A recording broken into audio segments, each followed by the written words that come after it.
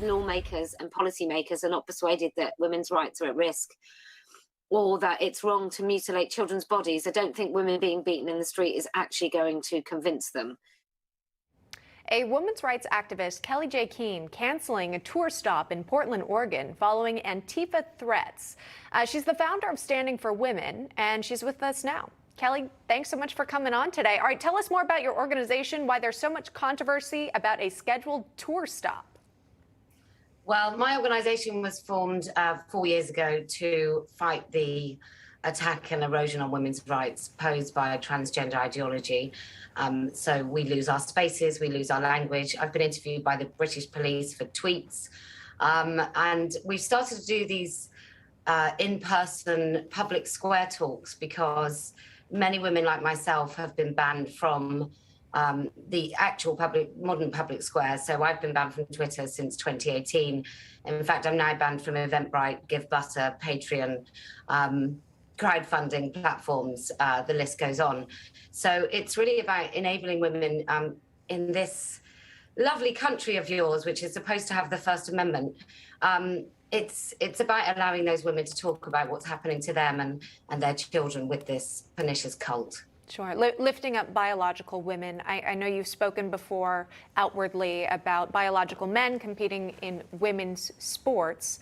And now it looks like you've gathered a following who would be interested in hearing from you, maybe in person at different cities across the country. Tell me about who didn't want you to speak, at least in this instance in Portland.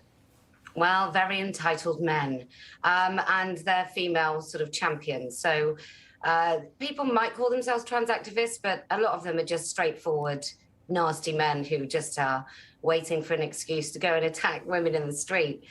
So Portland, we couldn't speak. There were death threats. Somebody was trying to organise a little crowdfunder of a very specific amount to get some weapons to use against us. So we decided that we wouldn't speak there.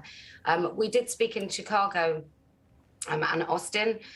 Chicago, we were just, we get surrounded by these very unhinged characters.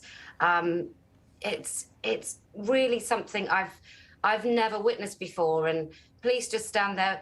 You may have the First Amendment right to speak, but it seems like you don't have the right to be heard. So it doesn't feel like the right to free speech is actually enacted, because if people around you can't hear and those who oppose you can be screaming in your ear and letting off sirens and making noise, it doesn't really matter if you're talking anyway. Right. And again, you mentioned it's some of the men who are saying, no, Kellie, you cannot speak. We don't want to hear from you right now, trying to shut down your group.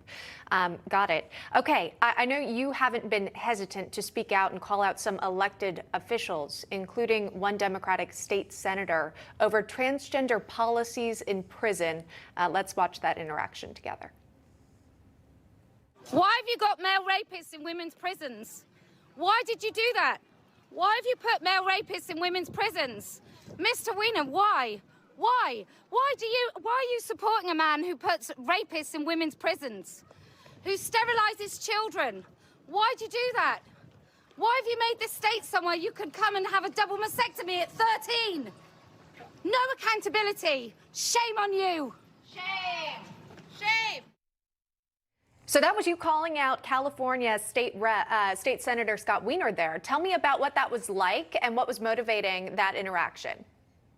I think someone's just got to ask these questions. We need to break the silence between allowing people who put forward these policies and literally there are male rapists in women's prisons in their cells with those women.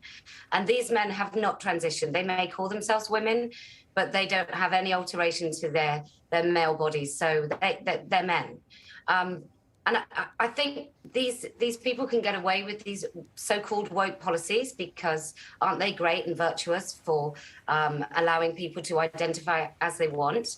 But the real cost is being paid by women and children. And I think these men, it's not just men putting forward these policies, but in that particular case, he needed to answer the questions. He needed to know that we all understand exactly what it is that he's doing. Many people are afraid to speak out because they're worried about being canceled or censored or taken off social media platforms. Kellie-Jay Keen, clearly not afraid of doing that. Thanks for joining us. Appreciate you sharing the story today. Thank you. You're welcome.